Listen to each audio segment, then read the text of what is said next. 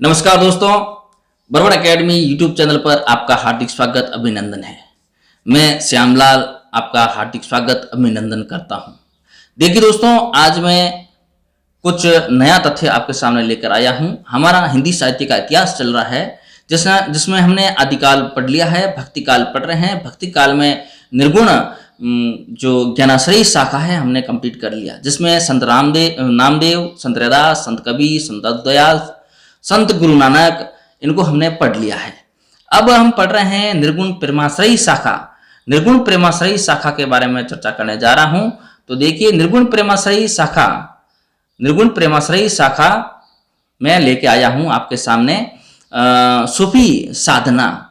सूफी साधना किस तरीके से होती है? सूफी जैसे निर्गुण ज्ञानाश्रयी शाखा होती है जिसमें संत कबीर है, उनकी साधना है ना। उससे पहले सिद्धों नाथों की साधना हमने पढ़ी। सिद्ध नाथ हुए थे, उनकी साधना के बारे में हमने चर्चा की थी। बौद्धों की साधना के बारे में चर्चा की थी, है ना।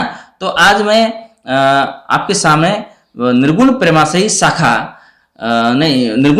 शाखा में सूफियों की साधना के बारे में चर्चा करने जा रहा हूं। उसके बाद में कौन सा ग्रंथ पहले रहा, कौन सा ग्रंथ बाद में रहा, उसके बारे में भी चर्चा करूंगा। देखिए, सूफी साधना में जीवन को सफर माना गया है। सूफी साधना में जीवन को सफर माना गया है और उस सफर की 4 मंजिल और 4 अवस्थाएं मानी गई है। इस बात को दोस्तों आप अच्छी तरीके से ध्यान रखें। 4 मंजिल और 4 अवस्थाएं, ये परीक्षा में सवाल पूछा जाता है। ये सवाल परीक्षा में पूछा जाता है, नेट, कॉलेज लेक्चरर और पीजीटी में पूछा जाता है। तो आप बिल्कुल मिस नहीं करें और इसको अच्छी तरीके से अपनी कॉपी में लिखते रहिए। मैंने पहले भी आपको बताया था कि इस यूट्यूब चैनल पर आप पढ़ने बैठते हैं तो मैं नोट्स के रूप में लिखा रहा हूं। आप अपनी कॉपी में लिखते रहिए, नोट करते रहिए, आपके लिए सहूलियत रहेगी। आपके पढ़ाई के 4 चांद लगेंगे और आप अपनी सीट है वो निर्धारित कर पाएंगे। आपकी सफलता होना सुनिश्चित होगा जब आप सेल्फ स्टडी करेंगे नोट्स बनाकर, उसी में ही आपकी सफलता है। दोस्तों, आज मैं बोर्ड पर नहीं पढ़ाकर मोबाइल से ही, लैपटॉप से पढ़ा रहा हूं। तो देखिए, इस चैनल को आप सब्सक्राइब जरूर करें कि आपकी सुविधा के लिए। मैं आज घर पे हूं तो घर पे भी मैंने ये सुविधा रखी है, ठीक है ना। तो आप जरूर इस चैनल को लाइक और सब्सक्राइब करना तो भूलना ही नहीं है। और कमेंट करके आप मुझे बता सकते हैं कि आज की कक्षा कैसी लगी, और आप कोई सुझाव देना चाहते हैं तो सुझाव भी हमें दे सकते हैं कमेंट बॉक्स के माध्यम से। आपका सुझाव हमारे लिए बहुत ही महत्वपूर्ण है। मैं मंजिल में बात करूं तो पहली मंजिल है शरीयत, दूसरी है तरीकत, तीसरी है मारिफत और चौथी है हकीकत, ठीक है ना। अवस्था के बारे में बात करूं तो पहली नासूत, दूसरी मलकूत, तीसरी जबरूत, चौथी है लाहूत, ठीक है ना। इसके बारे में अगर विस्तृत थोड़ी चर्चा करूं तो देखिए, नासूत जो है साधना की निम्नतम अवस्था है। परीक्षा में ऐसा ही पूछा जाता है। सूफी प्रेमाख्यानक काव्यों में सूफी साधना में साधना की निम्नतम अवस्था को क्या कहते हैं, ऐसा ही सवाल आपके सामने होगा। तो आपके सामने 4 ऑप्शन होंगे, नासूत, शरीयत, तरीकत और मारिफत, ठीक है ना। तो उसमें आपको नासूत करना है। नासूत है जो साधना की निम्नतम अवस्था है दोस्तों, आप अच्छी तरीके से ध्यान में रखें। उसी प्रकार शरीयत कुरान के विधि निषेध का ज्ञान, कुरान का ज्ञान दिया जाता है, उसको शरीयत कहते हैं। फिर है तरीकत पवित्रता। तरीकत का मतलब होता है पवित्रता, यानी उसको कहते हैं मलकूत। बाह्य जगत से ऊपर उठना तरीकत कहलाता है।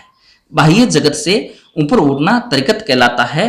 और मारिफत का मतलब होता है सामर्थ्य, यानी जबरूत अवस्था, जबरूत। और हकीकत का मतलब होता है परम ब्रह्म, अनल हक, ईश्वर तक पहुंच हो जाती है। यानी 5 इनमें से गुजरना पड़ता है, 5 मंजिलों से गुजरना पड़ता है, तब जाके उस परमपिता परमेश्वर, परम ब्रह्म ईश्वर अल्लाह की प्राप्ति होती है। दोस्तों, इस बात को आप ध्यान रखें। ये सूफी साधना, सूफी संतों का साधना है और इन 5 अवस्थाओं में से उनको गुजरना पड़ता है। और 5 अवस्थाओं में गुजरने पर उनको परम ब्रह्म की प्राप्ति होती है, जिसको अनहलक बोला जाता है। ये बात आप ध्यान में रखें। आगे मैं बात करूं तो सूफी प्रेमाख्यान काव्य और उनके प्रस्तोता नहीं है, ये प्रस्तोता है दोस्तों, ध्यान रखें, प्रस्तोता, ठीक है ना। प्रस्तोता है, पहला है आचार्य रामचंद्र शुक्ल, आचार्य राम शुक्ल ने जो 1503 में रचित मिर्गावती को प्रथम सूफी प्रेमाख्यान काव्य माना है और इसके रचनाकार कुतुबन है। इनको प्रथम माना आचार्य शुक्ल ने कहा है कि मिर्गावती जिसकी रचना काल 1503 है और रचनाकार कुतुबन है, वो सूफी प्रेमाख्यान काव्य का प्रथम ग्रंथ है, ऐसा आचार्य शुक्ल ने बताया है। अगर मैं 2 नंबर पर बात करूं, आचार्य हजारी प्रसाद द्विवेदी। आचार्य हजारी प्रसाद द्विवेदी ने सत्यवती कथा जो 1503 में रचित है और जिसके रचनाकार ईश्वरदास है, इसको प्रथम माना है। ये भी बहुत ही इंपॉर्टेंट है। देखिए, अलग अलग विद्वानों के अलग अलग मत है। शुक्ल ने अलग माना तो आचार्य हजारी प्रसाद द्विवेदी ने अलग माना। परीक्षा में ऐसा ही सवाल पूछा जाएगा कि आचार्य रामचंद्र शुक्ल के अनुसार सूफी प्रेमाख्यान काव्य का प्रथम ग्रंथ कौन सा है, तो मिर्गावती करना।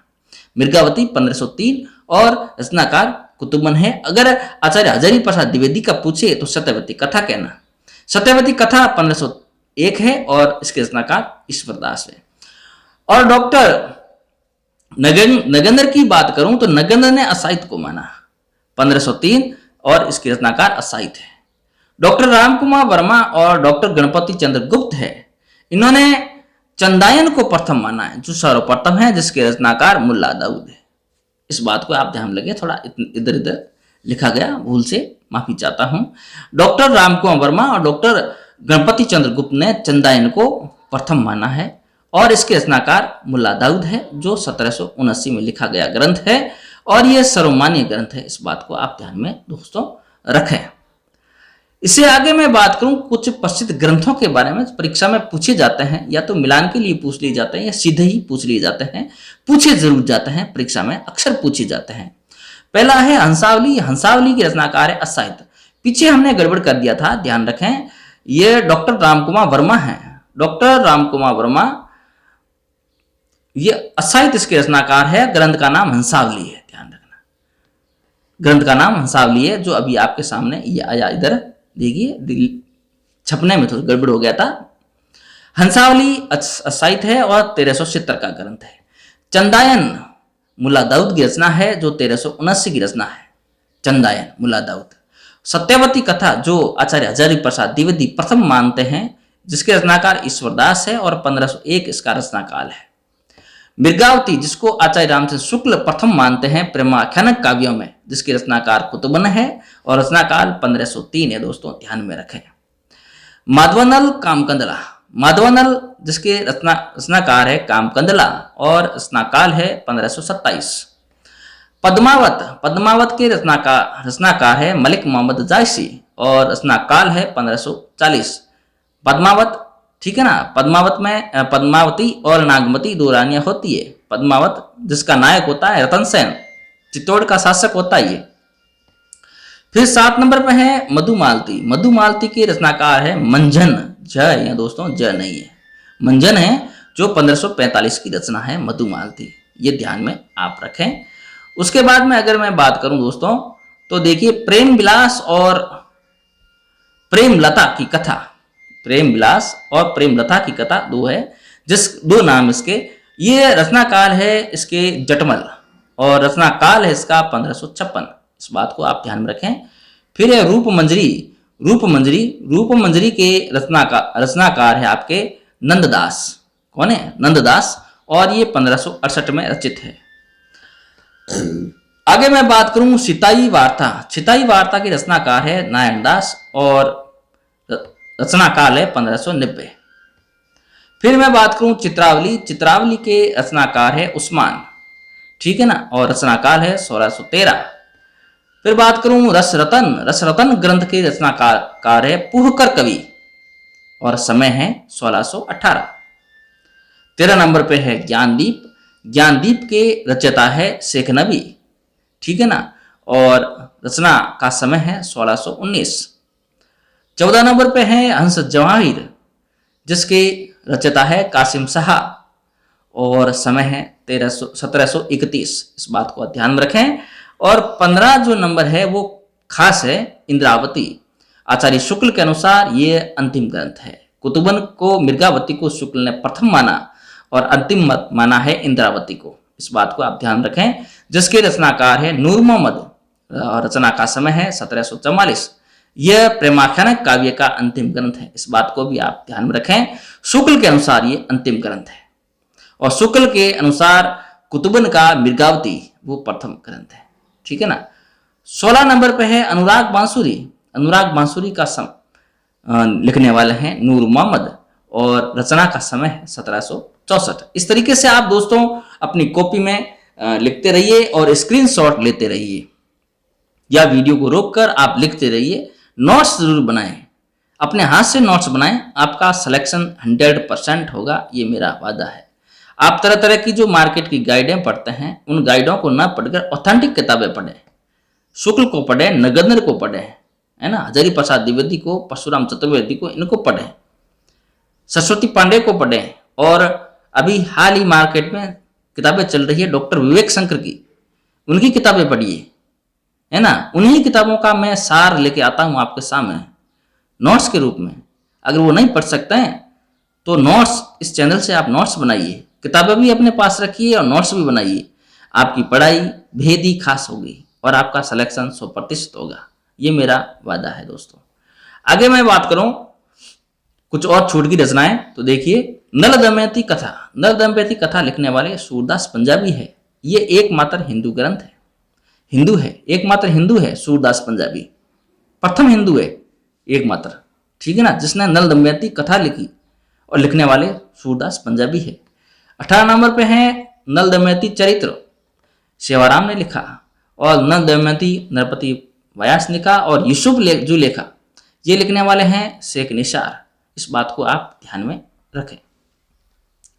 आगे कुछ महत्वपूर्ण तथ्य मैं लेके आया हूं दोस्तों, तो महत्वपूर्ण तथ्यों के बारे में थोड़ा जान लेते हैं। आचार्य शुक्ल ने क्या क्या कहा है, उसके बाद में हजारी प्रसाद द्विवेदी के बारे में बात करेंगे, रामकुमार वर्मा के बारे में बात करेंगे, परंतु सबसे पहले शुक्ल के बारे में कर लेते हैं। आचार्य शुक्ल के अनुसार यही प्रेम मार्गी सूफियों की प्रचुरता की समाप्ति समझनी चाहिए। ये शुक्ल ने कहा है, यही, ये बिंदी यहाँ पे, यही प्रेम मार्गी सूफियों की प्रचुरता की समाप्ति समझनी चाहिए। यह कथन शेख नबी, नवीन नहीं है, शेख नबी द्वारा रचित ज्ञानदीप से संबंधित है दोस्तों, ध्यान में रखें। परीक्षा में सवाल ऐसे ही पूछा जाता है, यही प्रेम मार्गी सूफियों की प्रचुरता की समाप्ति समझनी चाहिए। उक्त कथन शेख नबी द्वारा रचित ज्ञानदीप से संबंधित किसने दिया है, तो ये आचार्य शुक्ल का कथन है, इस बात को आप ध्यान में रखें। दूसरा कथन आपके सामने है, इसी ग्रंथ को, सुखी नहीं है सूफी, इसी ग्रंथ को सूफी पद्धति का अंतिम ग्रंथ मानना चाहिए। थोड़ी मिस्टेक हो जाती है लिखने में, इसी ग्रंथ को सूफी पद्धति का अंतिम ग्रंथ मानना चाहिए। यह आचार्य शुक्ल ने नूर मोहम्मद द्वारा रचित इंद्रावती से संबंधित कहा है। आप इसको भी अपनी कॉपी में लिखते रहिए, बहुत ही खास, बहुत ही महत्वपूर्ण तथ्य है ये, और ऐसे ही ये फैक्ट पूछे जाते हैं परीक्षा में। जो फैक्ट है वो फैक्ट ही कहूंगा मैं, इसमें कहीं घुमाना फिराना नहीं होता है, सीधी सीधी लाइनें पूछी जाती है और पूछा जाता है इनमें से इनके कथनकर्ता कौन है, तो आपको जवाब देना पड़ता है आचार्य शुक्ल या हजारी प्रसाद द्विवेदी या नगेंद्र, जो भी है, तो आपको इसमें आचार्य रामचंद्र शुक्ल मानना है। अगला कथन है आचार्य रामचंद्र शुक्ल का, सूफी आख्यानक काव्यों की अखंडित परंपरा की यही समाप्ति मानी जानी चाहिए। ये आचार्य शुक्ल का कथन है। यह कथन है नूर मोहम्मद द्वारा रचित अनुराग बांसुरी के संबंध में यह कथन कहा गया है। सूफी आख्यानक काव्यों की अखंडित परंपरा की यही समाप्ति मानी जानी चाहिए, ये मानी जा सकती है। ये कथन कहा है आचार्य शुक्ल ने, नूर मोहम्मद द्वारा रचित अनुराग बांसुरी से संबंधित है, इस बात को आप ध्यान में रखें। आगे मैं बात करूं तो देखिए सर्वाधिक प्रेमाख्यानक काव्यों की रचना करने वाले कवि कौन वे? सर्वाधिक प्रेमाख्यानक काव्यों की रचना करने वाले कवि वे हैं जान कवि। कौन वे? जान कवि, जिन्होंने कुल 78 ग्रंथ लिखे, जिनमें से 29 ग्रंथ आपके प्रेमा आख्यानक है। इस बात को आप मोस्ट लगा लें, यह सवाल पूछने लायक है। पीछे जो हमने पढ़ाए हैं क्वेश्चन, वो कोई न कोई परीक्षा में आए हुए क्वेश्चन है, और ये भी आया हुआ है, परंतु इसमें ये जो आंकड़ा है, आंकड़ा पूछा जा सकता है। जान कवि द्वारा रचित 78 ग्रंथ है, जिसमें से 29 ग्रंथ है वो प्रेमाख्यानक से संबंधित है, और सबसे ज्यादा प्रेमाख्यानक काव्यों की रचना करने वाले कवि जान कवि है। इस बात को आप जहन में उतार लें, अपनी कॉपी में नोट कर लें। आगे मैं बात करूं कुछ नायक और नायिका संबंधित, किस ग्रंथ में कौन नायक है और कौन नायिका है। हंसावली की बात करूं, हंसावली का नायक राजकुमार है और नायिका पाटन की राजकुमारी हंसावली है। ये सवाल ऐसे ही परीक्षा में पूछे जाते हैं। चंदायन, चंदायन का नायक लोर या लोरिक है और नायिका चंदा है। सत्यवती कथा के बारे में बात करूं तो सत्यवती कथा का नायक ऋतुपर्ण है और नायिका सत्यवती है। मृगावती के बारे में बात करूं तो मृगावती का नायक राजकुमार है और नायिका मृगावती या रुक्मणी भी कहते हैं। पद्मावत का नायक रतन सेन है, चित्तौड़गढ़ का शासक है और रानी पद्मावती है। नायिका और नागमती दो है, नागमती पूर्व पत्नी और दूसरी पत्नी है पद्मावती, जो सिंहलदीप श्रीलंका की रहने वाली है, बहुत ही सुंदर रानी है। और चित्तौड़ का राजकुमार रतन सेन अलाउद्दीन खिलजी से युद्ध होता है और मारा जाता है और जोहर होता है। इतिहास का ये दूसरा शाखा है, इस बात को भी आप ध्यान में रखें। मधुमालती, मधुमालती का नायक मनोहर, जिसको खंडावत भी कहते हैं, और नायिका मधुमालती है, मनोहर नहीं है। दोस्तों ध्यान रखें। जहां मिसप्रिंट होता है वहां मुझे खेद है, असुविधा के लिए खेद है, पर मैं आपको बता देता हूं, आप सही कर लेना। ताराचंद इसका सहनायक है और प्रेमा सहनायिका है। इस बात को भी आप अच्छी तरीके से नोट दोस्तों कर लें। आगे देखिए, माधवानल कामकंदला, माधवानल कामकंदला का नायक माधव है और नायिका कामकंदला है। रसरतन का नायक सोम है और नायिका रंबा है। सिताई वार्ता, सिताई वार्ता में नायक ढोल है। कौन है? ढोल, ढोला, जो समुद्रगढ़ का राजकुमार है, और नायिका छिताई है। रूपमंजरी का नायक श्री कृष्ण है और नायिका विवाहिता रूपमंजरी है। चित्रावली का नायक सुजान है और नायिका चित्रावली है। इधर इंद्रावती, इंद्रावती जो अंतिम ग्रंथ है 1744 का, नायक है कालिंजर के राजकुमार राजकुंवर है और नायिका है आगरा की राजकुमारी। ठीक है ना, इस बात को आप अपनी कॉपी में लिखते रहिए दोस्तों। आज इतना ही। कल सूफी प्रेमाख्यानक काव्य के बारे में कुछ और तथ्य मैं लेकर आऊंगा। अभी निर्गुण प्रेमाख्यानक काव्य चल रहा है, प्रेमाश्रय काव्य ग्रंथ चल रहा है। निर्गुण ज्ञानाश्रय शाखा हमने पढ़ा, उसके बाद में निर्गुण प्रेमाश्रय शाखा पढ़ रहे हैं, जिसमें सूफी संतों के बारे में चर्चा हम कर रहे हैं। इसके बारे में मैं और तथ्य लेकर आऊंगा। लाइक और सब्सक्राइब तो दोस्तों बनता ही है, लाइक और सब्सक्राइब तो बनता ही है।